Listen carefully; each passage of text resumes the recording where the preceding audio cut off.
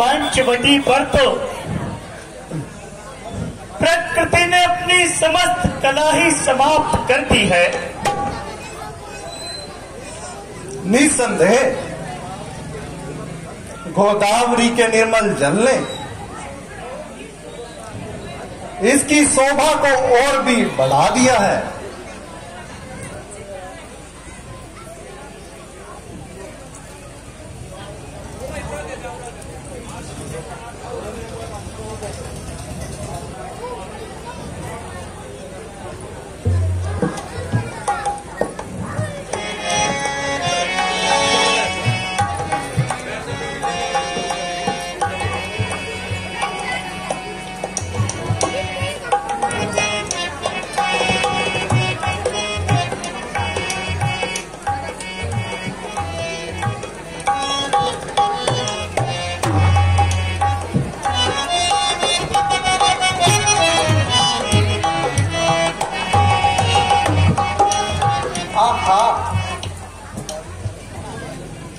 हमारी मनोकामना को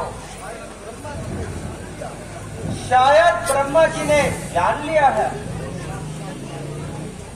जो साक्षात कामदेव अथवा इंद्र को इस रूप में भेज दिया है।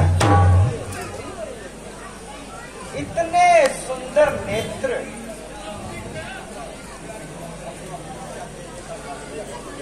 अपना परिचय देने का कष्ट करेंगी देवी?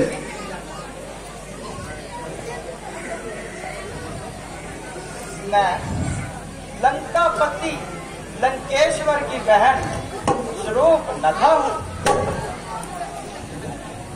स्वरूप नथा का शुद्ध रूप सब रूप ही खान है। इसमें तो कोई संदेह नहीं है देवी। संदेह इसमें भी नहीं है कि मैं इस रमणीक स्थान की महारानी हूँ। मेरे भय से मनुष्य ही नहीं देवता भी भयमान रहते हैं। अवश्य ऐसा होगा।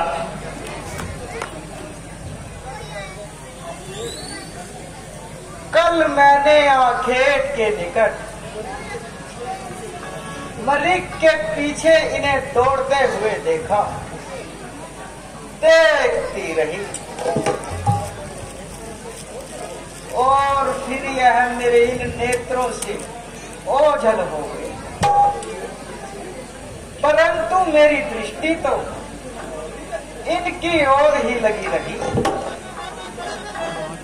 आपकी दृष्टि इनकी ओर लगी रही, लेकिन क्यों? इसलिए कि ये हमारी सीमा उल्लंघना का अपराध कर चुके थे। तब तो क्षमा करें मंदानी, हमें सीमा का ज्ञान नहीं था। इसीलिए तो कठोर नहीं बनी मैं। यह स्वभाव अच्छा नहीं। कोई बात नहीं, छेड़खानी ना। आप साहस और सौंदर्य की शक्ति है। है? ये आप क्या कह रही हैं देवी? बात यह है कि जब से मैंने तुम्हें देखा है तब से मैं अपनी शुद्ध बुद्ध खो बैठी हूँ। ऐसा लगता है स्वरूप नखा हृदय वहीन हो गई है। हृदय वहीन हो गई। नींद ने मुझसे कोसों तक नाता तोड़ लिया है। ये आप क्या कह रही हैं देवी? पर पुरुष से तुम्हें ऐसी बातें शोभा नहीं देती। किंतु मैं आपको पर पुरुष समझूं तब ना। मैं तो तुम्हें अपना समझती हूँ। शक्ति नहीं बता तुम्हारी ये इच्छा उचित नहीं है देवी। बंद है। तुम्हारे लिए यही उचित है कि तुम अपनी इच्छा को समेटे यहां से चली जाओ। इतने कट्टर बोल इस वेश में आपको शोभा नहीं देते। ये हम कट्टर बोल बोलने के इच्छुक नहीं है देवी। मेरी आंख पहले अंधकार में थी,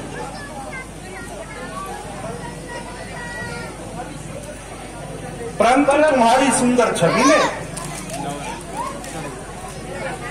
इसे प्रकाशित कर दिया। तुम मेरी सीमा हो, मैं तुम्हें चाहती हूँ, परंतु मैं आपकी इच्छा पूर्ण नहीं कर सकता देवी। सन्यासी तुम वास्तव में मुझे नहीं बल्कि स्वर्ग की अनमोल सुंदरता को ठुकरा रहे हो। ठुकरा नहीं रहे, तुमसे क्षमा याचना कर रहे हैं। यदि तुम्हें राजकुमार होने का अभिमान है तो मैं भी राजकुमारी हूँ। हो सकता है तुमसे ऊंचे कुल और ऊंचे वर्ण की हूँ। हमें इस बात का अभिमान नहीं है देवी। तो फिर मुझे अपनाने में संकोच क्यों? इसलिए क्योंकि मैं विवाहित हूँ। शायद राजकुमारी को ज्ञात ना हो, एक मयान में दो तलवारें नहीं रह सकती है, किंतु यह दूसरी तलवार, ओहो, आपकी दूसरी तलवार आपके साथ है। दूसरी नहीं, पहली। यदि मैं इस तलवार को तोड़ डालूं तो? आपको इतना कष्ट उठाने की जरूरत नहीं है देवी। उन्हें देखो, मेरे छोटे भाई हैं, बड़े वीर पराक्रमी। विशेषता यह है, यहाँ बिल्कुल अकेले हैं।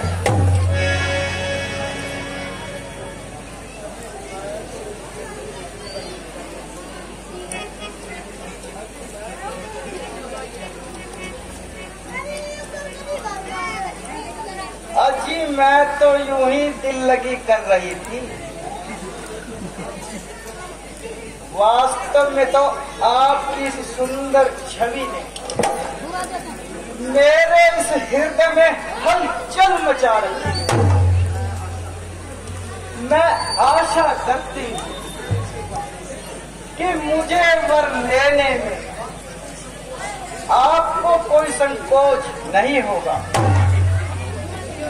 बिल्कुल नहीं। भला स्वर्ग की अनुपम देन किसी को अखर सकती है?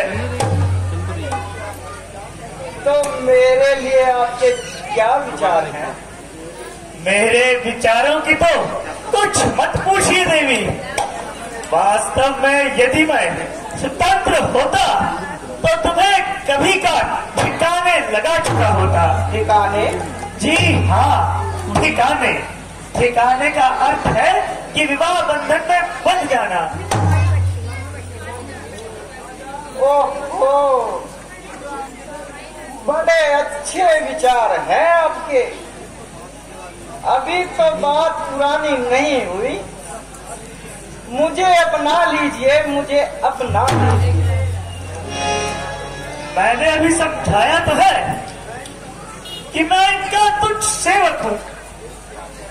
इनकी आज्ञा के बिना तो मैं सांस लेना भी अपने लिए दुश्वार समझता हूँ। तेरी शोभा बनूं क्या, मैं तो पीतल का जेवर हूँ।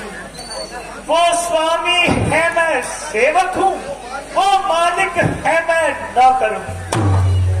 तेरे जैसा ना हमारा ना कमारा कोई वर हूँ। अरे भोगन उर्मिला है जिसकी, वो है जिसका मैं वर हूँ।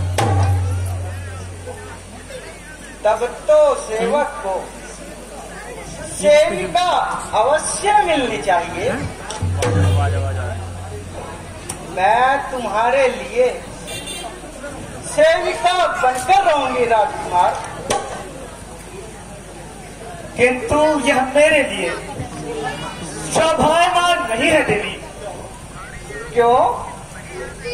एक दास होकर सुख या चैन की इच्छा करना ठीक उसी प्रकार है जैसे भिखारी होकर मान की इच्छा करना, लोभी होकर सम्मान की इच्छा करना और मूर्ख होकर ज्ञान की इच्छा करना। फिर वही उपदेशों की भरमार। मैं यह बात नहीं सुनने आई राजकुमार। तो इससे अधिक अपने पास तो प्रभु राम का नाम है देवी, आप उन्हीं से प्रार्थना करें।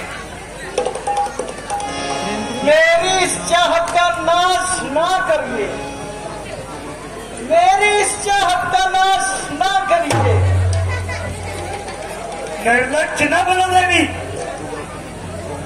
अच्छा यही है कि चुपचाप यहाँ से चली जाओ। चले जाऊं? अरे वाह, मेरे राज्य में रहकर मुझ पर ही हुक्म चलाया जा रहा है। तुम व्यर्थ में भटक रही हो देवी। इससे तो तुम्हारे नारी धर्म का नाश हो जाएगा। यह बात अपना विवाह करवाने से पूर्व पड़ा था कभी, या मेरी बारी में ही पूर्ण ज्ञानी हो गए? क्या ज्ञानी के पास ज्ञान रहा है कभी? तुमसे विवाह इसलिए नहीं कर रहा क्योंकि मैं पहले से ही विवाहित हूँ। समझ गई ना? जी हाँ, समझ गई। अब आप यहाँ से अपना रास्ता ले सकती हैं।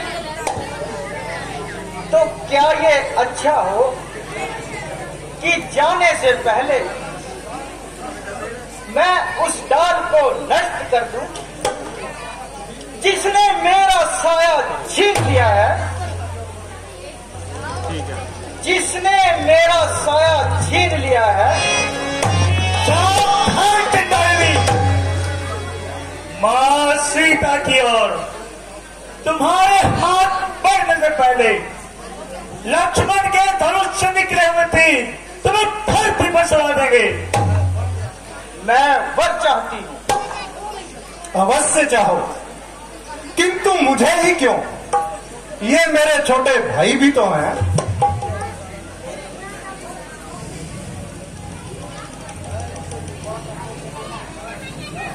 भैया भैया मैं इनसे विवाह करने के लिए तैयार हूँ। तो मुझे पहले क्यों नहीं बता दिया? मेरी तो आदत ही कुछ ऐसी है। इधर आओ देवी। आपने ठाकुर जी पर सर्वे शब्दों की भेंट की है, तो प्रसाद भी देती जाओ। आज्ञा कीजिए। क्योंकि तुमने भाभी जी को बुरा भला कहा है, इसलिए इनसे हाथ जोड़कर क्षमा मांग लो, फिर मैं तुमसे विवाह कर लूंगा। यह बात है तो मैं क्षमा मांग लेती हूँ। यूं नहीं देवी, एक राजकुमारी होकर क्षमा मांगना भी नहीं जानती। मेरे इस धनुष की नोक पर अपनी नाक रगड़ते हुए कहो कि मैं देवी सीता से क्षमा मांगती हूँ। यह बात है, मैं अभी क्षमा मांग लेती हूँ। मैं सीता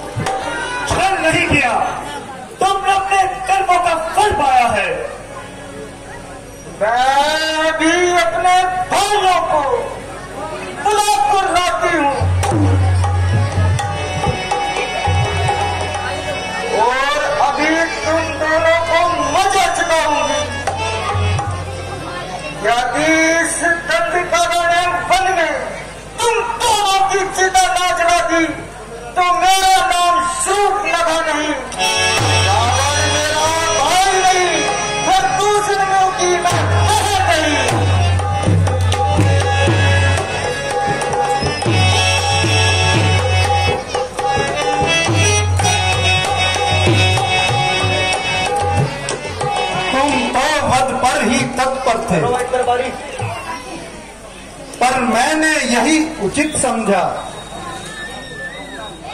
संहार अबला नारी का इस अवसर पर अनुचित समझा, इसलिए करवाया अंग भंग, जिससे कुरूप हो जाए वो, ऐसी अश्लील याचना में फिर कहीं न करने पाए वो। भैया, हम तो उस गुरु के चेले हैं जिसने यह पाठ पढ़ाया है। बाल अवस्था में हमसे ताड़का का वध कराया है। गुरु कहते थे जो पतिता है उसका वध करना दोष नहीं, दुनिया से दूषित वस्तुओं का घटना भी कोई दोष नहीं। खैर, जो हुआ उसका सोचना व्यर्थ है। अब हमें सावधान रहने की जरूरत है लखन, क्योंकि वह अपने भाइयों को अब यहां जरूर लेकर आएगी। आप चिंता न करें भ्राता जी, जब तक प्रभु राम के हाथों में सारंग धनुष है और जब तक आपके इस दास के शरीर में प्राण है, आपके दास के हाथ में तलवार है, तब तक आपका चिंता करना बिल्कुल निराधार है। यह बिजली गिरेगी जंग में, जब ठिठोली देखना, भस्म कर देगी दुष्टों की टोली देखना। मुंडो